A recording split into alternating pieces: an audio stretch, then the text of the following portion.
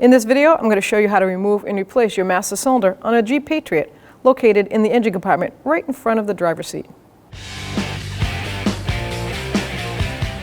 So to start the master, we're going to start from here and work our way back to get to that section of the master cylinder. And I'm going to take these two tabs and turn them counterclockwise, a quarter turn, pull them up, and that's the air intake tube. Now here's the battery and the negative cable. I'm going to disconnect that negative cable because I'm going to be disconnecting electrical items. 10mm wrench or socket. Once that's loose enough, pull it up. Make sure you get it set aside. So now that the battery is disconnected, I'm going to disconnect our module connectors. I'm going to disconnect those. And to do that, you push down on this black tab, lift up on the red, and it kind of pulls itself up. Wiggle it, set it aside. Do the same to the other one. Now we have to disconnect this ground strap, which is a 10mm socket or wrench.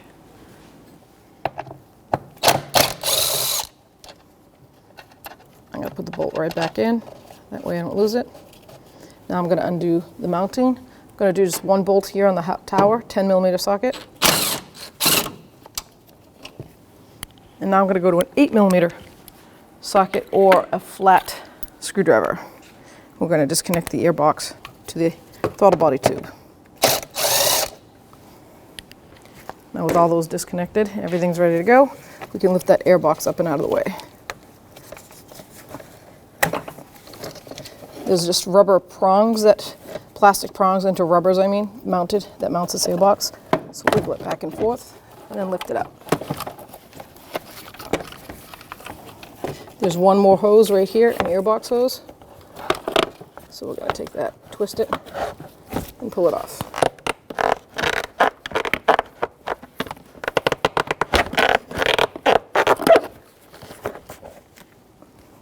So before we get started, I'm going to take all the old brake fluid out. But while you're here, you might as well check your cap and see if it tells you exactly what brake fluid to put in. And this particular cap does not. So you're going to have to go refer your manual. It should be like a .3 or .4. Take the cap off, and I have like a little siphoner. You can use a turkey baster. Anything that you can get down in there to get the fluid out.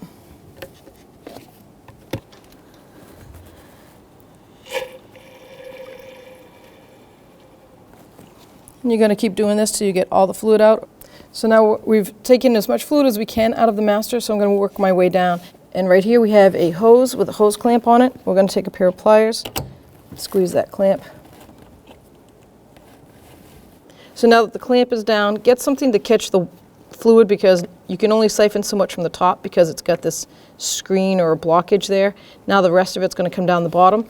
So I'm going to try to catch it with my little brake fluid bottom. Now, when you release the cover, the rest of the fluid should come out. And you'll see it straining in there. See? We're getting the rest of it from the bottom. We'll let that continue. Just let it drip.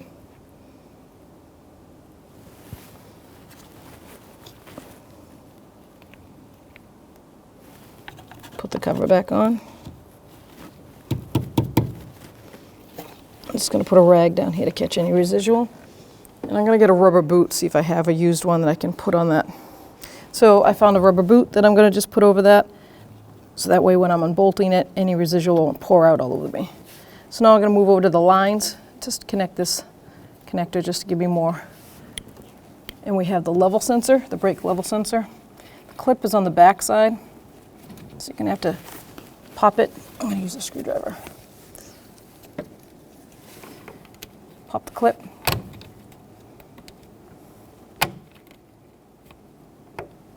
There we go. And pull it.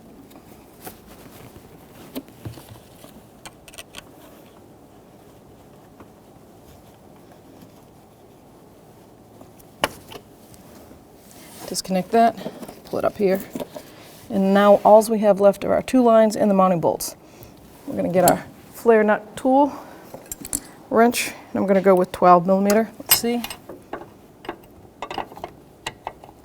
Yep, 12mm wrench. I'm using the flare nut wrench because I don't want it to strip. Now I'm going to get an absorbent pad and put it here because I don't want to do any damage with brake fluid. There's a harness down here. There's some motors and vacuum lines. So I just have this little absorbent pad. I'm going to try to catch as much brake fluid that comes out. Make sure I don't let it soak up any harnesses underneath. Okay, now with that in place, I'm going to break the lines free.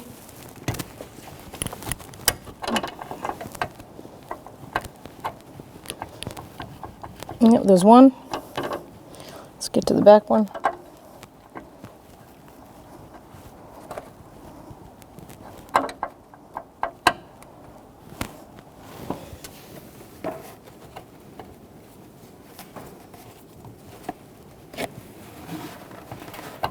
There we go. Let's break it free. Now we can use a regular wrench, 12 millimeter.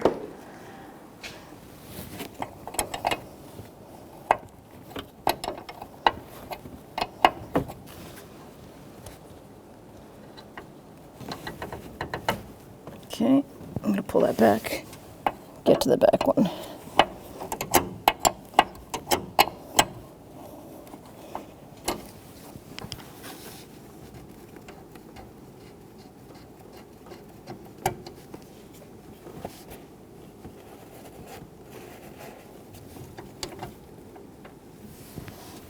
So with a 13 millimeter socket and extension, I'm going to break these mounting bolts free from the brake booster.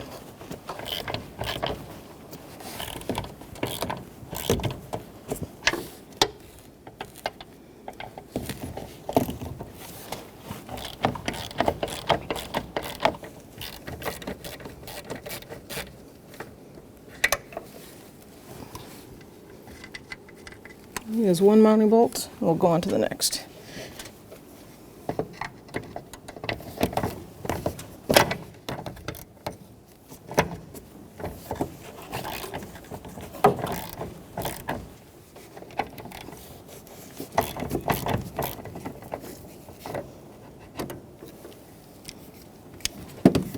Grab that bolt, nut, sorry. Now we can grab that master cylinder, just lift it, pull straight out. I'm bringing the master over to a vise and I've locked it in. So I have to take this pin out and it connects the reservoir to the master cylinder. And the new master gives you a new pin. Now this is a Torx head and it's a T25 and the new bolt is a 7 millimeter. So we'll take the old mounting bolt out with the T25.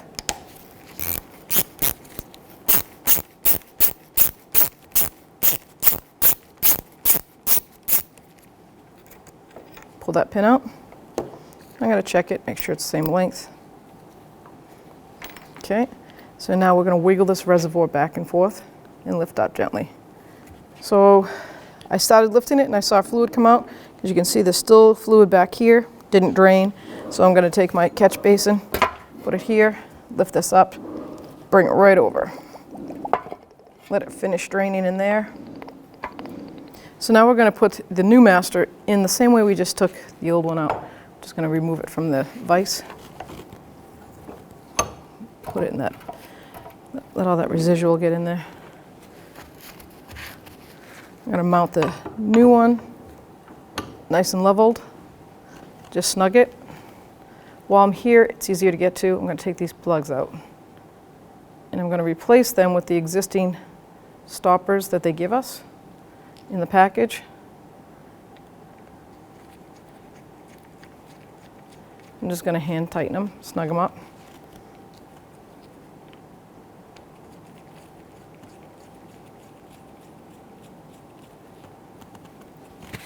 Now we have to transfer over the old reservoir. So now we're going to put our reservoir onto our new master. I put a little dielectric grease right on those plastic prongs. It'll keep those seals nice and buoyant, moist. So once it lined up, push down, you feel it bottom right out. Nice and smooth. Then you're going to take your mounting pin, line that up, take your 7 millimeter socket, and snug it up.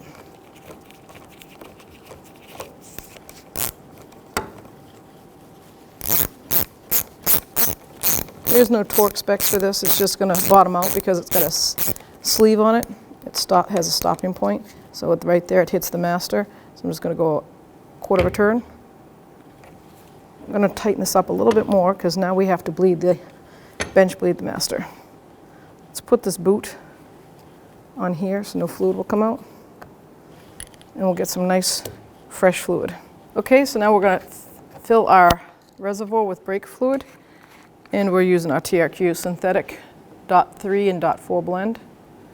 I'm just going to fill this master right up.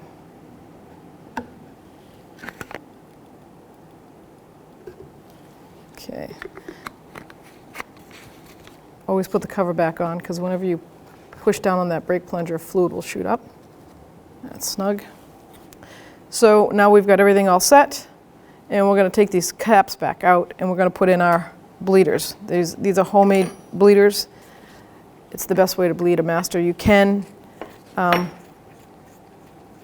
of try to bench bleed it. I don't know how you would bench bleed it without these bleeder screws mechanisms. We made them out of copper, so it's easy to bend.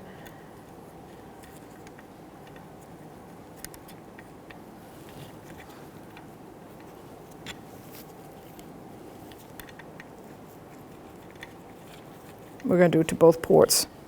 I'm just going to snug them up. And because this master cylinder has a chamber up in here makes it almost impossible to put anything down there, I'm going to use a brake fluid bottle to suck out the fluid and transfer it so I get no air pockets. I'm just going to have a little residual dripping out here. Nothing too big. Basically, I put those in to make sure I don't get any dirt in that master while I'm applying the reservoir.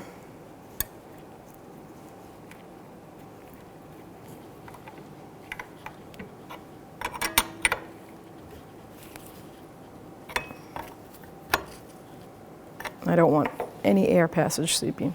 So now I'm going to take a jug of clean brake fluid. Got to put both together.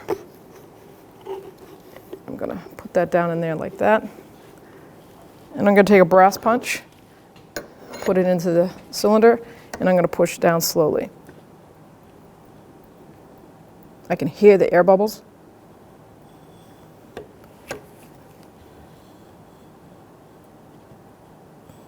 I'm going to do this about 8 times with a pause in between.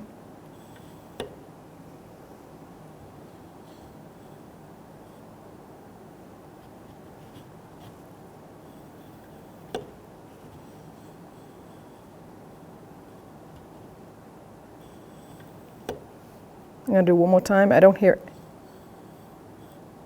any more air bubbles.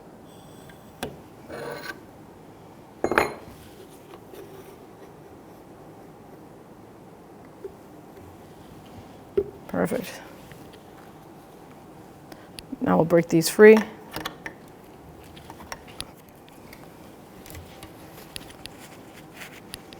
That's why I have a absorbent pad on the floor right below me.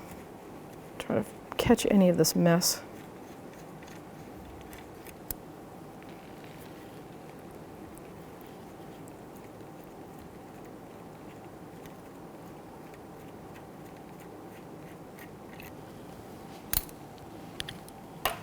I'm going to throw these back in, just hand tighten, because I don't want to get any dirt when I bring back into the engine.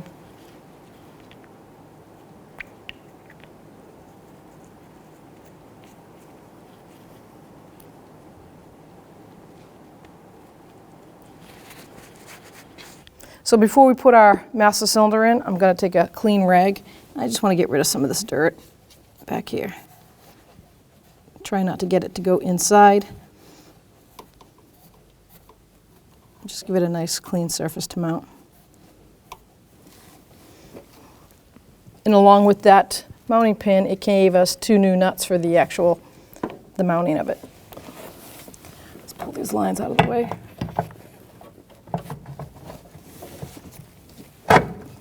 So now we have 2 brand new mounting nuts they give you in the actual master cylinder. So we're going to start them by hand.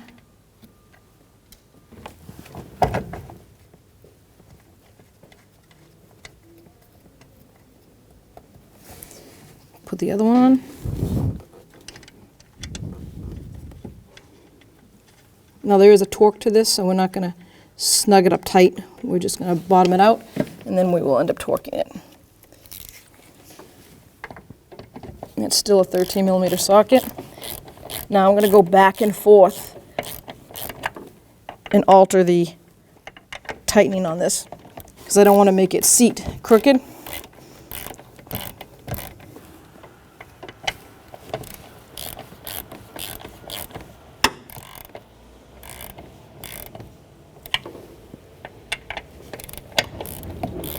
So now that they're snug, we're going to torque it to the spec, and the spec is 18 foot-pounds, and that's with a 13 millimeter wrench.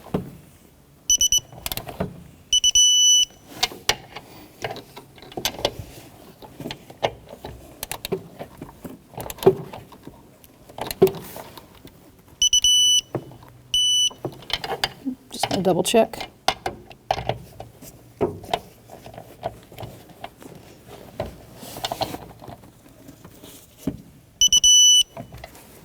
So now I'm going to put my lines back on, and I'm going to take these white plugs off, or out, shall I say.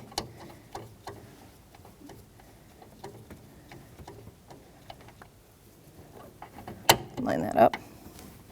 Do the same to the back.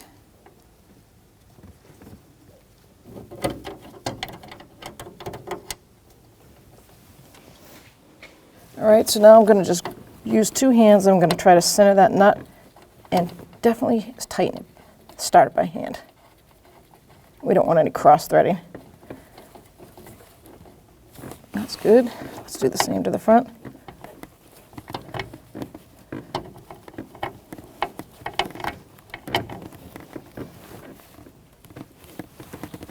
Wrench. See if I can get it started. Kind of a way to confirm you're not forcing it is like I use the wrench like it's as if your fingers, so you're not really reefing on it. Little side angle, and it's going smoothly. That's why I know it is not cross-threaded.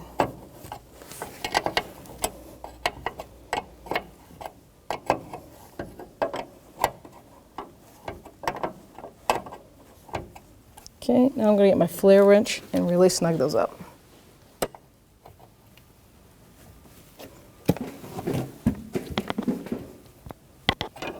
Get the back one, do the same.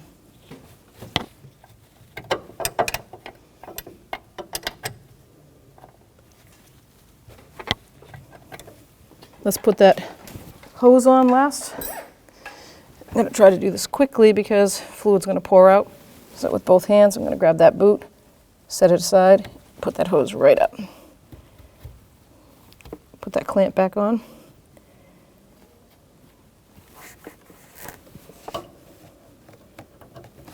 Let's get our level, brake fluid level sensor, plug it in. There we go. Now making sure that cap's on, I'm going to take some brake clean, clean this whole area.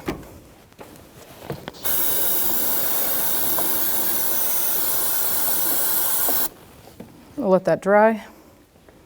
So now that I've cleaned the area, I'm just going to take my absorbent pad out of the way.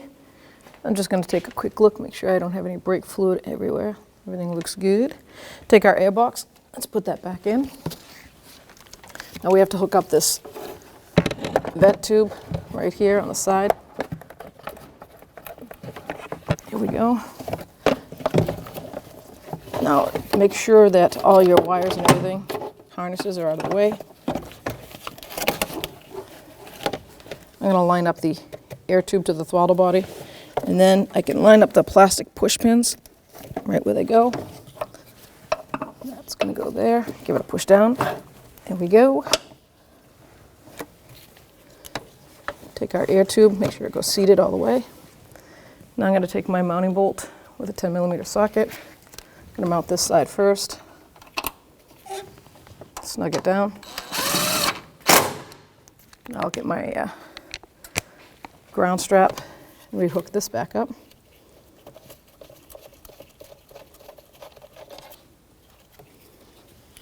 Let's grab this and line it up straight. You want to make sure it's angled right like that. Then we can grab this bolt. It's got the two little ears on it, so it's corner seats in the corner like that. 10 mil. Let's line up our other connector. Now to make them tight, you're just going to take the red arm and pull it towards you, and it kind of like pulls it down. And it locks. You can hear it click.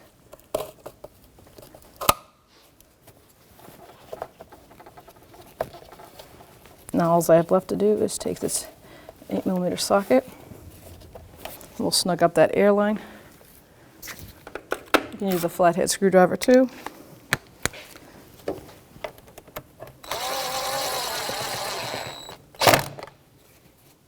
Take the negative terminal, seat it, make sure it's all the way down and some of that terminal, the actual battery terminal sticking up.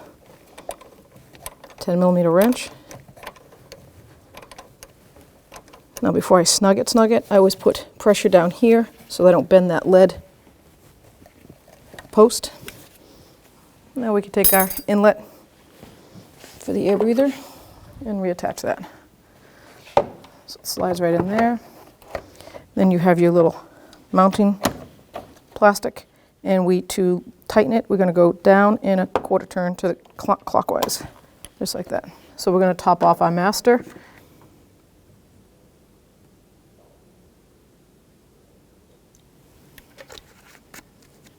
Make sure the cap is on tight.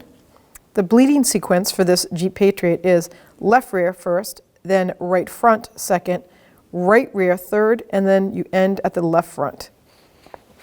So we're at the left rear, and I'm going to tell my helper, go ahead and pump it up. I'm going to take our safety boot off, our clean boot. And then I have a little catch basin to catch that fluid. This is going to be an 8mm wrench. I'm just going to put it on there, then put our bleeder on. Opening. I'm going to close it up. Pump it up. Average standard is like 3 to 4 times before you see no more air bubbles. Opening. Closing it. Pump it up.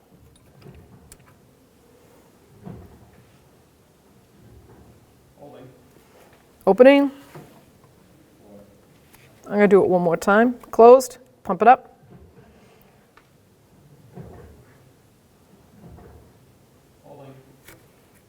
Opening.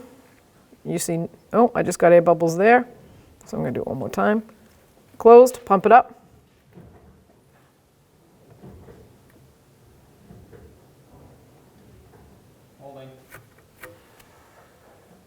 There we go. All right, you can pump it up, and then we're going to go to the right front wheel. Put my cover back on, and let's go to the right front.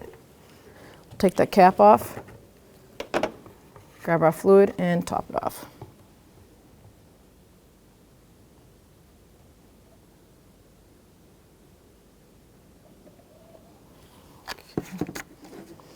Now it's topped off. Put the cap back on, and we'll continue bleeding. So I'm going to have my driver turn the wheel. Just turn it to the right a little bit so we can access it a little bit easier. Now I'm going to remove my boot, dust boot, keep that. And I'm going to put my 8mm wrench on. You can go ahead and pump it up. Put my catch basin on. And we're going to open the bleeder. Pump it up.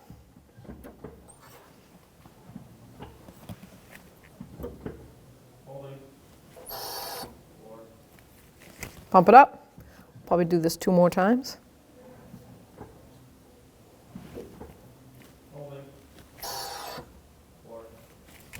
Closed. Pump it up.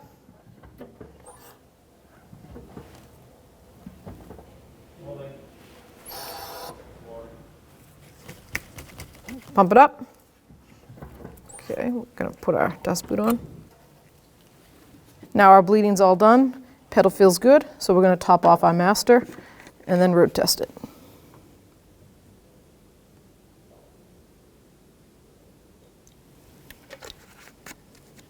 Make sure the cap is on tight. When only the best will do, demand TRQ. The only company that lets you view before you do. TRQ is committed to offering the highest quality aftermarket auto parts that are engineered for peace of mind. Thanks for using and viewing with TRQ.